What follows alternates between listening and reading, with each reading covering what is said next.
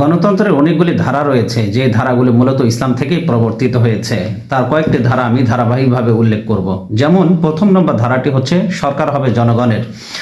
গণতন্ত্রের রাষ্ট্র যেমন সকলের, কোনো ব্যক্তি, কোনো গোষ্ঠী, কোনো পরিবার, কোনো শ্রেণী বা দল বিশেষের সম্পদ যেমন রাষ্ট্র নয়। রাষ্ট্র হচ্ছে জনগণের সম্পদ।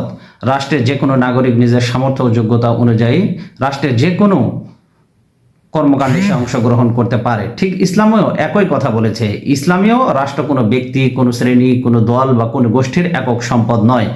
ইসলামে ব্যক্তিতন্ত্র, স্বৈরতন্ত্র, ধনিকতন্ত্র এবং রাজতন্ত্রের কোনো সুযোগ ইসলামে নেই।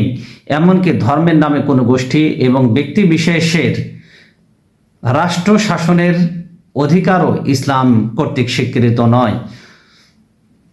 রসুল্লাহ সাল্লাল্লাহু আলাইহি ওয়াসাল্লাম নিজের পরিবার এবং নিজের গোষ্ঠীর কারোর জন্য তিনি খেলাফতের ওসিয়ত করে যাননি।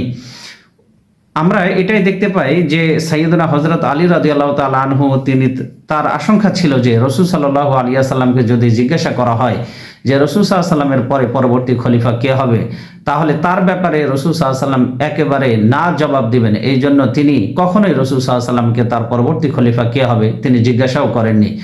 এমনকি আব্বাস রাদিয়াল্লাহু তাআলা আনহু তিনি অনুরোধ করেছিলেন হযরত আলী রাদিয়াল্লাহু তাআলা আনহুকে এই কথা জানার জন্য রসুলের কাছ থেকে যে হে আল্লাহর নবী সাল্লাল্লাহু আলাইহি ওয়াসাল্লাম, আপনার পরে পরবর্তী খলিফা কে হবে। কিন্তু আলী রাদিয়াল্লাহু তাআলা আনহু বিন্দু মাত্র তিনি কোনো আগ্রহ প্রকাশ করেননি এই বিষয়টি রসুল সাল্লাল্লাহু আলাইহি ওয়াসাল্লামের কাছ থেকে জানার জন্য। খোলাফায়ে রাশিদুন রসুল সাল্লাল্লাহু আলাইহি ওয়াসাল্লামের এই নীতিমালা কঠোরভাবে তারা অনুসরণ করতেন। খোলাফায়ে রাশিদিনদের মধ্যে কেউ আত্মীয়তা কিংবা বংশমর্যাদা কোনো কিছুই তাদের খলিফা নির্বাচনের ক্ষেত্রে ফ্যাক্টর হয়ে দেখা দিতে পারেনি। এমনকি কোনো খলিফা তার স্থলাভিষিক্ত হিসাবে নিজের পুত্র, এমনকি কোনো আত্মীয় স্বজনকে তারা সুপারিশ করে যাননি, কোনো আত্মীয় স্বজনের নাম তারা উল্লেখ করেননি। ইসলামের দৃষ্টিতে যে কোনো মুসলিম নাগরিক খেলাফতের দায়িত্ব ও কর্তব্য সুচারুরূপে পালন করার যোগ্যতা রাখে।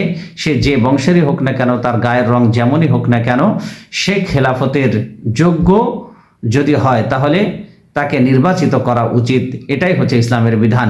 রসুল সাল্লাল্লাহু আলাইহি ওয়াসাল্লাম বিদায় হজের ঐতিহাসিক ভাষণ উপস্থিত করার সময় ঐতিহাসিক যে ভাষণ তিনি উপস্থিত জনতাকে, অনাগত ভবিষ্যতের সকল মানুষকে সম্বোধন করে তিনি বলেছিলেন, সেটা ছিল ইয়া আইয়ুহান্নাস ইত্তাকুল্লাহ, হে মানবমণ্ডলী তোমরা আল্লাহকে ভয় করো।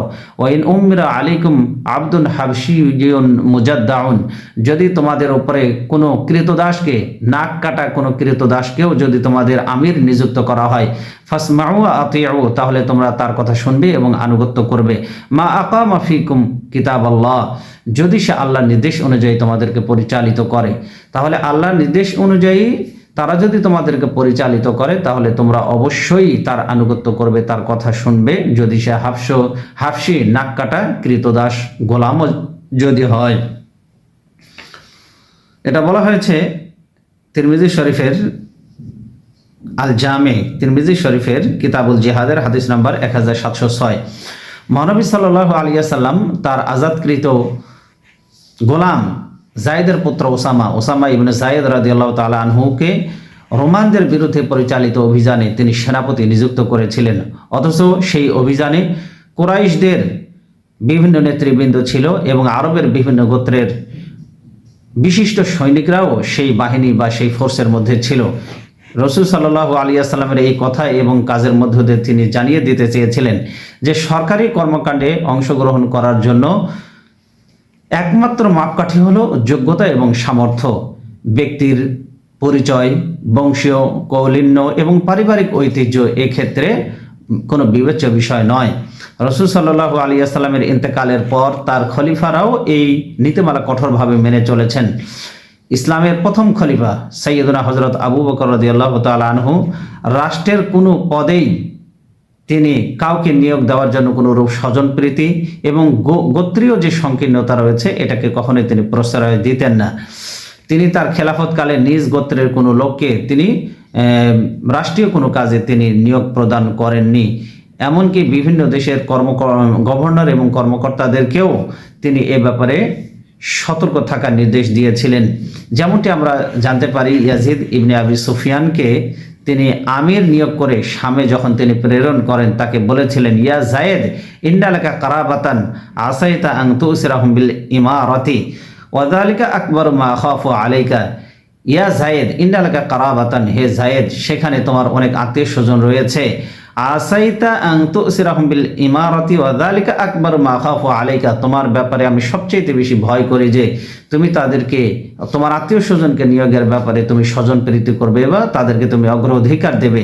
ফাইন্না রাসূলুল্লাহ সাল্লাল্লাহু আলাইহি ওয়াসাল্লাম, নবীজি সাল্লাল্লাহু আলাইহি ওয়াসাল্লাম তিনি বললেন, মান ওয়ালিয়া মিন আমরিল মুসলিমিনা শাইআ, কোন ব্যক্তি যদি মুসলমানদের আমির নিযুক্ত হয়, ফা আমারা আলাইহিম আহাদান মাহাবাতান, এবং সেই কর্মকর্তা হিসেবে, কর্মচারী হিসেবে রাষ্ট্রীয় কোনো কাজে যদি আত্মীয়তার কারণে, মহব্বতের কারণে, স্বজনপ্রীতির কারণে কাউকে যদি নিয়োগ দেওয়া হয়, তাহলে ফা আলাইহি লানাতুল্লাহ, আল্লাহ লানত তার উপরে বর্ষিত হবে।